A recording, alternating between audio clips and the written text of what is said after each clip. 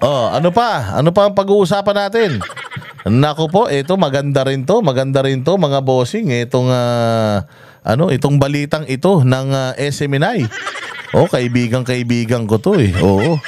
So, sabi nga nila, ilang kilalang personalidad na mataan sa National Rally for Peace. Nako, ito na. Sino-sino kaya?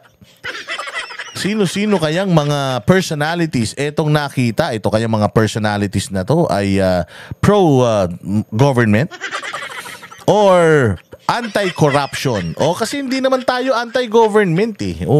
Ako, I do not consider myself as an anti-government na vlogger. I'd say na anti-corruption ako.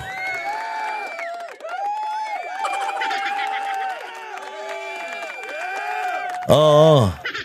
Diyos ko naman, koki-koki pa rin, Dante Isidro. Putang ina ninyo ha. Nararamdaman niyo yung banat ko ha.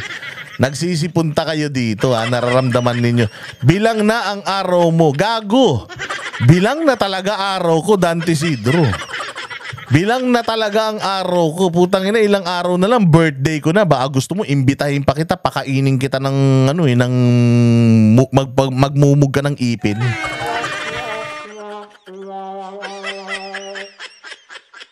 Hindi ako anti-government kasi gusto ko lang talaga ng maayos, malinis na gobyerno. Kasi ako, naniniwala ako na si Bongbong Marcos nanalo. Pinoto kasi yan ng tao. Mantakin mo, 31 million ang bumoto sa kanya kahit sinasabi na dinaya. Pero nanalo siya dahil sa eleksyon, dahil sa demokrasya. And I respect the democracy. Ang problema kasi, ang daming kabulastugan nangyayari sa bayan natin. Binudol niya tao at ang daming katarantaduhan nangyayari. So, ang ginagawa namin mga banateros, ginigising namin siya at pinipigilan namin yung mga gumagawa ng kabulastugan sa gobyerno at mga plano pang gumawa ng kabulastugan sa gobyerno para hindi na nila ituloy at para ayusin nila yung kanilang panunungkulan and somewhat mairaos itong ating pamahalaan, itong kanilang panunungkulan hanggang 2028 nang maalwan naman ang buhay ng lahat, hindi yung sila lang ang yumayaman.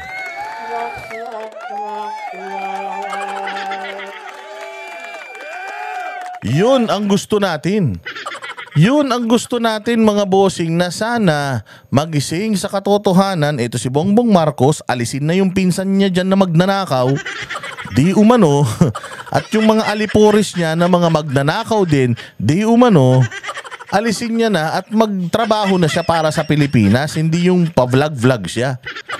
Hindi naman tayo nagpunta dyan para patalsikin siya sa pwesto. Maaring yung mga previews na mga rallies na mga nakita natin, may mga merong mga gusto siyang tanggalin, gusto siyang pag-resignin. Freedom of expression yun. Freedom nila yon para i-wish. Oo.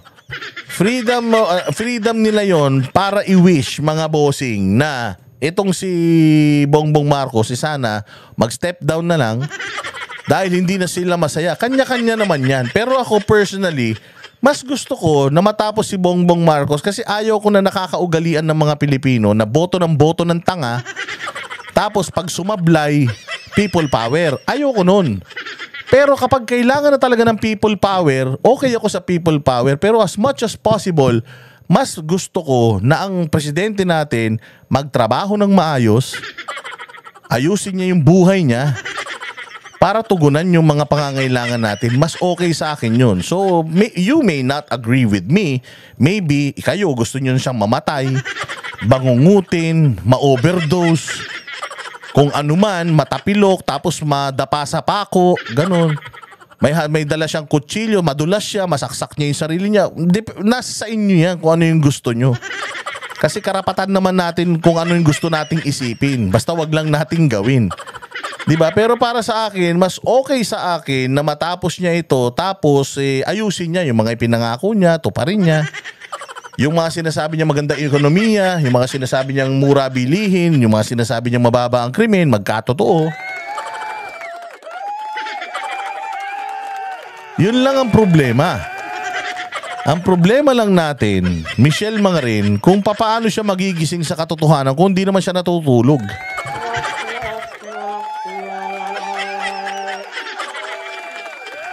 Sabi ni Gabe Lacuna, tawagin mo si Dado at pagsasamahin ko kayo sa kabaong. O tapos,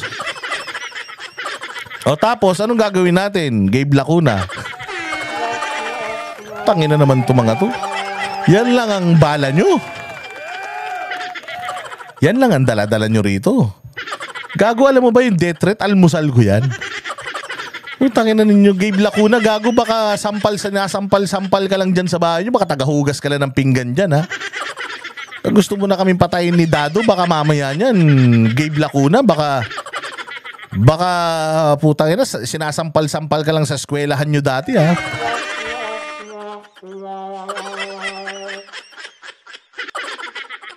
Tukmol din, eh. Tangina, saan ka makakita ng papatay ina-announce pa sa social media? Gago, wala akong kilalang kriminal na ganun.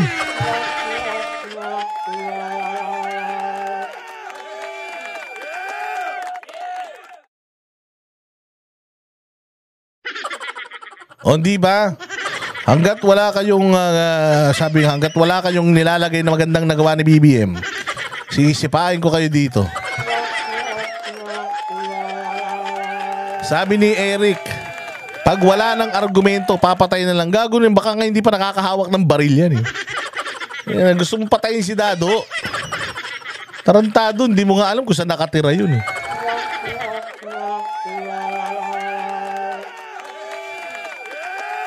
So yun ang ano natin. Yun ang lagi natin sinasabi na as much as possible ako, yun yung gusto ko. Pero kung hindi naman talaga nakikinig, kung wala talagang pag-asa at pahihirapan ng bayan sa mga susunod na mga taon, dapat talaga matanggal ng hayop na yan.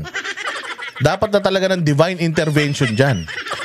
Dapat talaga tapikin na ni kamatayan yan para matapos ng paghihirap ng bayan.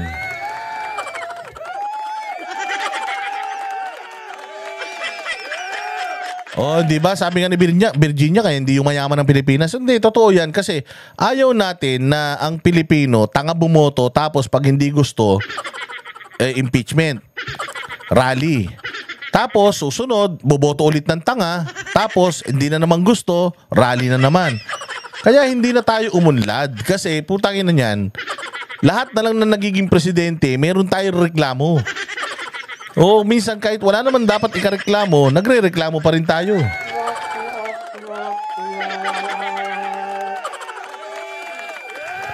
Di ba? Walang due naman talaga, oh. Oy, pasok mga bashers, pasok mga suki.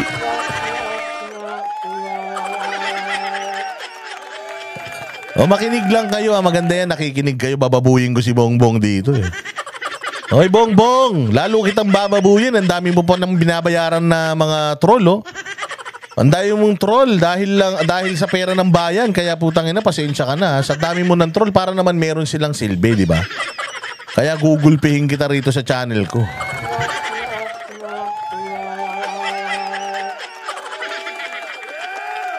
Kaya ayun mga bossing. So, ewan ko, bahala na siya. Bahala na ang mga Pilipino pagkaganyan. Kaya nga ako, ang ina-advocate ko, matuto tayo na bumoto ng tama para hindi tayo rally ng rally.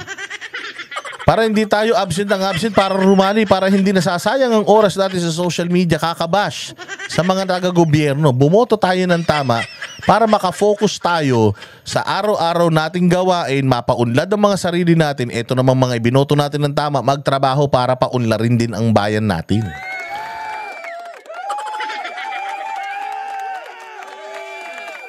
Diba? Ganun dapat. Kaya ganun dapat. Kaya makinig lang kayo dito, mga tukmol na mga bobo supporters. Mga gunggong Marcos supporters. Punta lang kayo dito. Oy, welcome mga bashers. Tanginan nyo, ha. Kita nyo naman dito sa channel ko, welcome pa kayo ng kayamanan ni Virginia Pruya. Mga tulonggis na mga bashers, welcome dito sa channel natin. Gusto ko, bago kayo matulog, yung boses ko ang maririnig ninyo para mapanaginipan nyo ako, mga putangina nyo.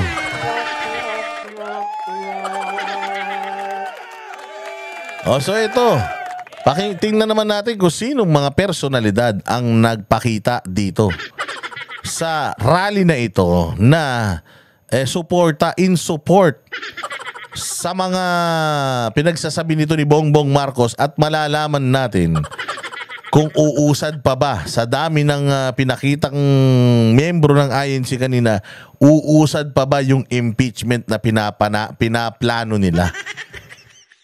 Mga ilang mga personalidad na namataan kanina habang ginagawa ang peace rally ng mga miyembro ng Iglesia ni Cristo at ang ilan nga sa kanila ay mga senatorial aspirant.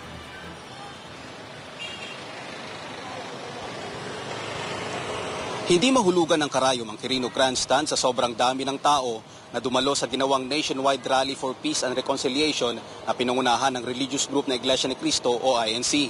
Ang nasabing rally ay ginawa rin sa iba't ibang rehiyon dito sa Pilipinas na dinaluhan ng mga miyembro ng nabanggit. Napansin nyo, ang lilinis, ang aalwalas, walang nanlilimahid, walang mga nakayapak, walang naninigarilyo, walang nagtatapon ng mga inumin sa kalsada, walang santo na iniikot. Pero nakita mo, ang dami-dami. Pero nakita mo nakita nyo. Virginia Puruya, kailan ang birthday mo? Naku po, January 30. January 30, Ma'am Virginia, birthday ko. Oo, alam ko naman, regaluhan mo ko. Malapit na birthday ko, di ba? Kaya nga namimigay tayo ng ng ayuda gabi-gabi hanggang birthday natin. Saan ka pa, di ba? So ayan nga, nakikita nyo naman, ang lilinis. Walang buhat-buhat na santo, hindi mga nakayapak, hindi nagiinom, hindi naninigarilyo. Yan ang may mga karapatan na manawagan sa sambayan ng Pilipinas, sa mga nasa gobyerno, ng pagkakaisa.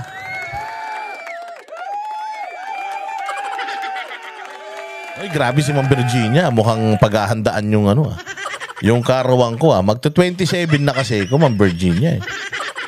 Oo, naku po.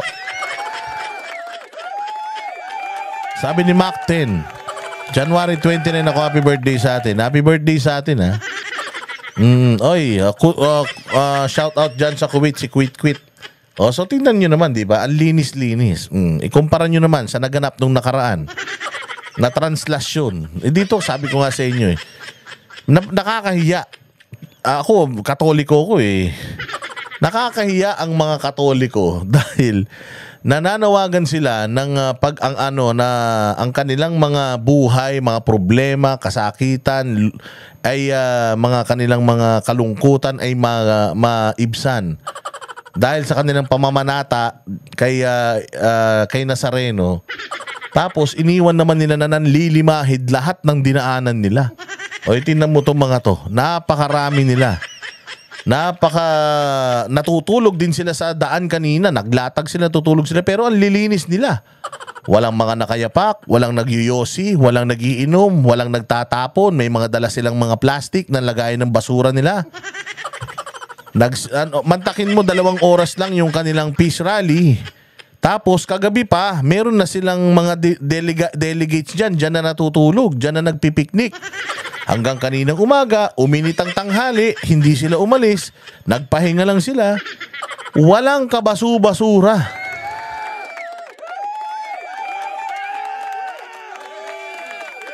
Kaya naman talaga, sabi ko, ibang klase talaga itong iglesia at somewhat, yung aking respeto ay nakuha din nila. Katulad noong respeto na nakuha na ibinibigay natin sa KOJC. Bilib na bilib kasi tayo sa mga taong may disiplina. Tingnan nyo naman yan, Na grupo, layo na naturang peace rally na maipaabot sa kasalukuyang administrasyon ang Tingnan niyo yung mga placard. Bayan ang asikasuin, hindi sariling mithiin. Magkaisa, wag mang-isa. Pagkakaisa, hindi pamumulitika. Ayan ano pa yung mga dyan. Tingnan niyo ang aayos ng kanilang panawagan. Para ito sa mga nasa gobyerno na puro pansariling interes. Ikaw yun, Bongbong. Ikaw yun, Lisa Marcos. Ikaw yun, Bersamin. Ikaw yun, Lagdameo. Oo, ikaw yun, senador. Ikaw yun, congressman. Lalo ka na Tambaloslos tsaka Zaldigo. Kayo yun.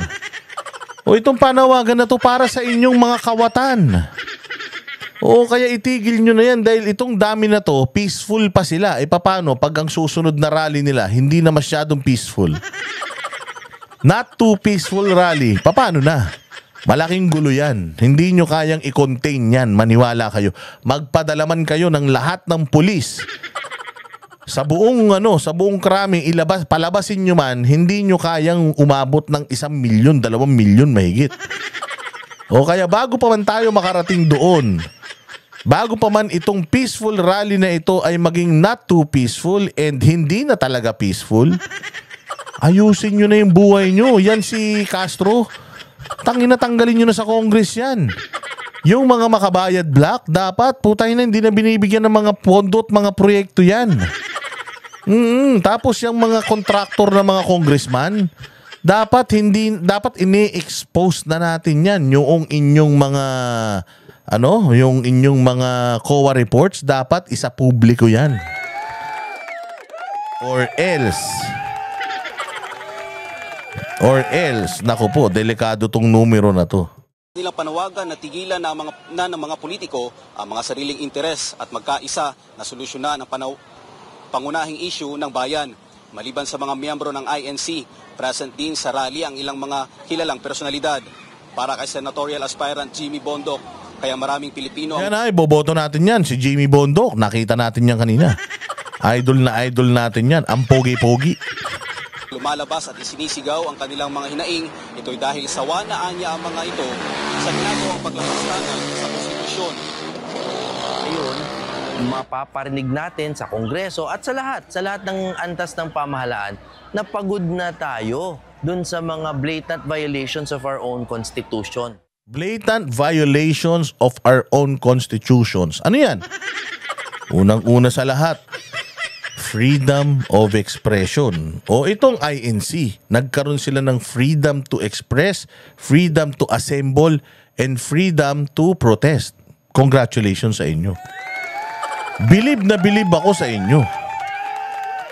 Takot na takot sa inyo ang mga pulis, takot na takot sa inyong administrasyon, takot na takot sa inyo ang Kongreso.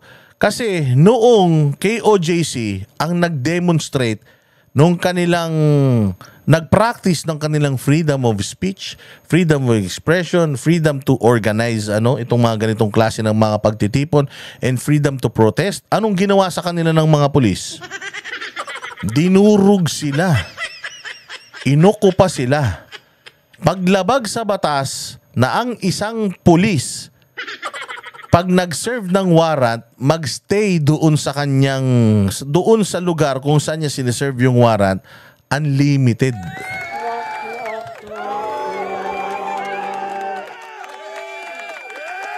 So nakakainggit talaga mga bossing dahil nakapagpahayag ang Iglesia ni Cristo ng maalwan nang hindi sila hinaharas. Swerte talaga nila mga bossing. Samantalang ang INC, ang SMNI. Ang SMNI, imagine the former president, meron siyang platform, meron siyang show diyan. At yung show niya, silipin, magbigay ng suggestion kung ano yung mga pwedeng mai-advise niya sa gobyerno patungkol sa mga pressing issues ng bayan natin. Nagbibigay siya ng kanyang opinyon. Kalayaan niya yun bilang isang pribadong tao na dati pang presidente. 'Di ba? Anong ginawa nila? Gikan sa masa para sa masa, una sinuspend, tapos ngayon yung laban kasama ang bayan, tumulong yan para maubos ang insurhensya sa Pilipinas, i-expose yung scam ng mga party list para papaano mag-recruit ng mga kabataan para lumaban sa bayan. For how many years ginagawa nila yan? Ngayon, ang ginawa ng Congress, nagmalabis sa kapangyarihan. Yung franchise na meron, mantakin mo, it's an entitlement. May franchise ang SMNI, ni-revoke nila. Ni-revoke nila dahil lang sa pagtatanong sa kanila. nabuksan ninyo yung inyong mga book of accounts.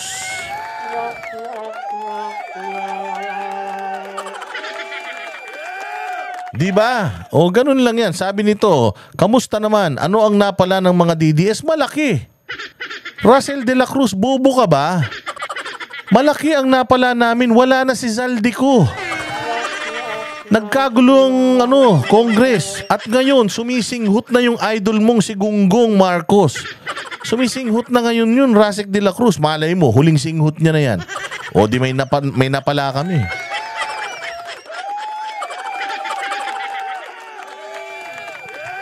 Di ba Rasek de la Cruz, unang-una sa lahat, kung hindi kayo kabado, ba't nandito kayo ngayon?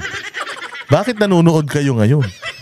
Kahit naman, paano wala pa 10? Nakita mo ba kung gaano kami karami kanina? 2 milyong kami kanina. Hello?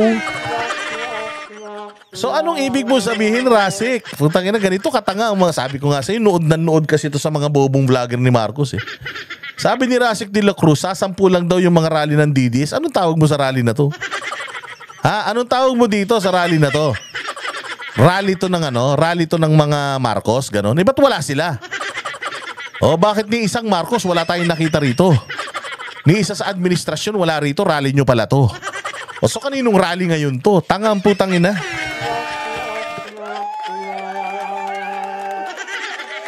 Sabi ni Maximo, si Zaldico lang, my goodness, tanga. Bobo, napakalaking nun, development nun. Mantakin mo ha.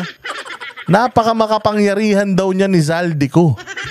Para matanggal siya sa posisyon at isakripisyo siya ni Tambaluslos para lang meron siyang maipresenta sa mga taga-iglesia ni Cristo. Tangin na mag-aaway-away yan, tingnan mo.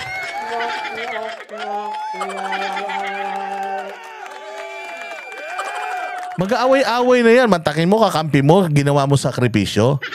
Tapos sinabi pa nung anak ng presidente, tinanggal. Tapos sinabi nung Tapos sinabi ni Zaldico, hindi ako tinanggal ha. Ako nag-resign. Tangina niyan. Away-away yan. Tinan nyo. Away-away yan. Tinan nyo ha.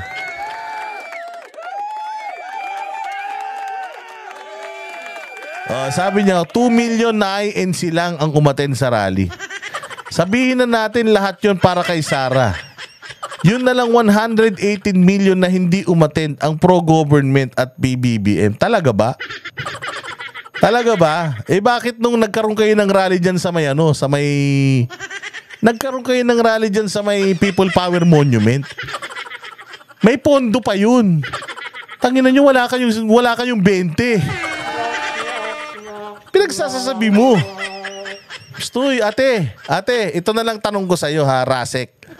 Rasek de la Cruz, wag na natin pahabain yung kabobohan mo. Tatanungin na nga lang kita. Magbigay ka ng isang bagay na nagawa ni Bongbong Marcos na kapakipakinabang sa bayang Pilipinas. Bilis, isa lang.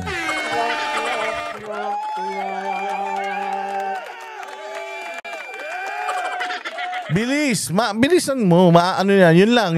Wag mo nang Wag mo nang isipin yung kung ano-ano pa yung nagko-compute ka pa. Tanga ka naman. Imagine mo kung yung 100 plus million nagpunta dyan, tanga, kasama doon sanggol.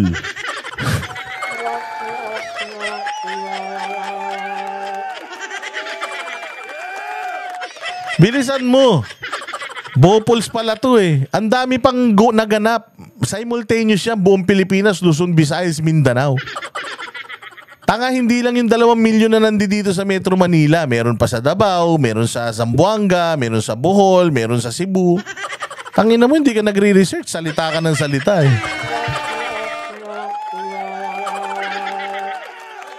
Hindi, Rasik. Huwag mo, mamaya na yung impeachment. Maglagay ka muna ng nagawa ni Bongbong Marcos na matino sa bayan. Bilis. Huwag mo isipin yung impeachment. Di na matutuloy yan. At saka kahit anong gusto mong impeachment, bobo, eleksyon na. Wala na mangyayari dyan. Hindi na nila papansinin yan kasi lahat sila gusto na nilang manalo. Tanga ka ba? Walang impeachment. Nagsasasabi mo. Maglagay ka na lang, Rasek, ng mga magandang nagawa ni Bongbong Marcos sa Pilipinas. Yun ang atupagin mo, hindi yung impeachment. Wala kang alam dun, bobo ka eh. Bobo ka, wala kang alam dun, wag mong puntahan yun. Hindi abot ng utak mo yun dahil wala ka nun eh. O, maglagay ka lang dyan ng kung ano nilagay ni Bongbong Marcos na maganda para sa bayan. Bilis, isang pagkakataon na lang, di na kita papansinin, bahala ka.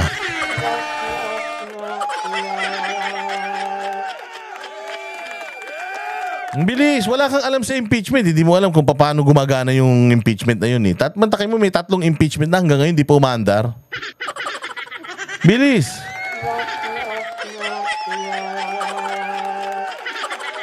O, kita mo, wala na naman.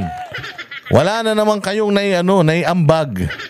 Wala na naman kayong mailagay dyan na magandang nagawa ni Bongbong. Tanggol kayo ng tanggol kay Bongbong. Hindi ko maintindihan kung bakit. Bakit ba gustong-gusto niyo si Bongbong? Wala naman nagawa sa bayan. Kayo nga, hindi niyo alam kung ano nagawa niyan eh. Ano ba kasing problema niyo kay Inday Sara?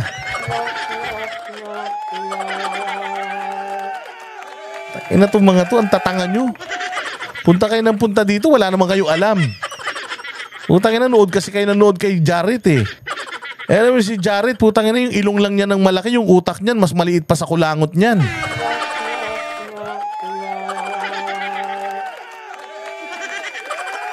Puro kayo porma. Puro kayo amba. Putangin na ninyo, may kipagbabuyan kayo rito. Mapapahamak kayo. Wala na. Oh, sige na. Oh, ano na natin to ha? Kung wala na.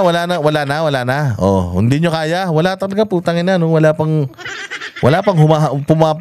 kumakagat sa hamon natin, no?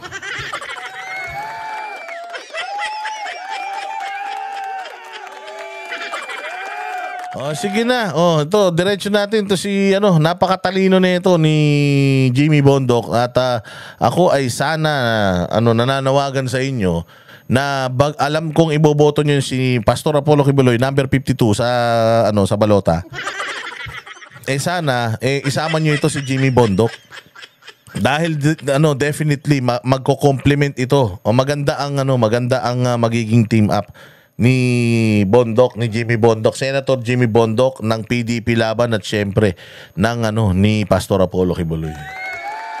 By the way, umatras na daw si Chavit. Mga bossing ha. Umatras na si Chavit Singson sa senatorial race. So nabawasan ng isa. Alam niya siguro na mapapahamak siya. Medyo mabigat ang labanan talaga ngayon. Pero sayang. Sige, diretso.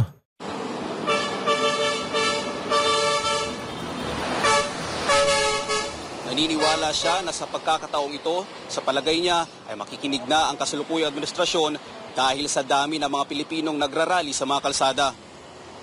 Ang masakit na katotohanan ay ang gobyerno ay talagang hindi nakikinig unless there are big numbers. Kailangan malaki yung numero. No, kuminsan kahit gaano katotoo yung sinasabi ng isang tao, kahit eksperto pa yan, kahit political pundits pa yan, pag nag-iisa siya, hindi siya pinakikinggan.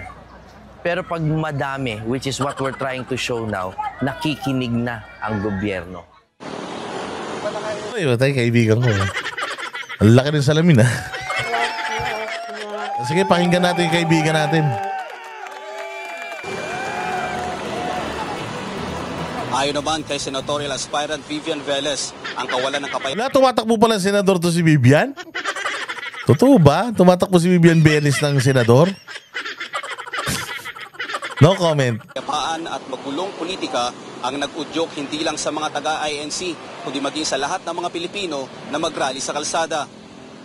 Wala po tayong peace ngayon sa ating bayan, sa ating bansa. So, we are calling for peace at dahil medyo chaotic ang ba't di mo ako pinapansin kanina? Bakit nagkita na tayo kanina, di mo ako pinapansin? Gusto mo pala ng peace.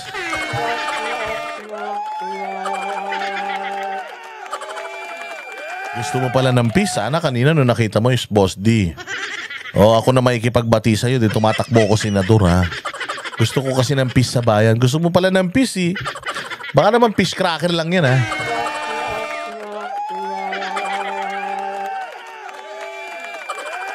Tsaka napansin ko lang, porket katabi namin si Kati Binag kanina, parang nakataas yung kilay mo. Anong pinag-aawayan nyo ni Kati Binag? Bakit parang imbierna ka? Bakit? Dahil mas maganda siya sa'yo? Maganda naman to si ma'am. Oo, sabi ko nga sa inyo, dito ako tumangkad eh. Kaya ako matangkad dahil dyan. Araw-araw yan. Oo, promise. So, pero sige, pakinggan pa natin yung sinasabi ni aspirant.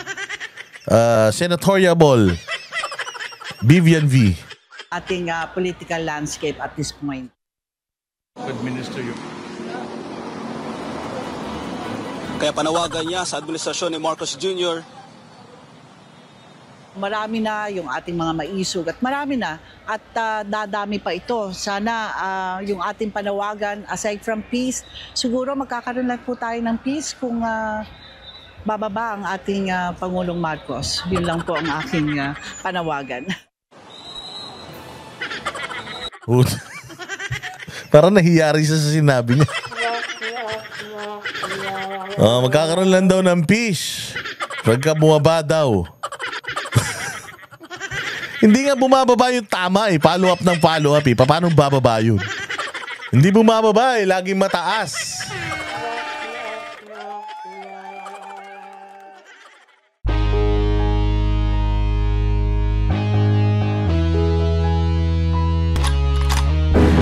Yan ang Banateros, walang inuurungan. Pag tama palakpakan, pag mali ay babanatan.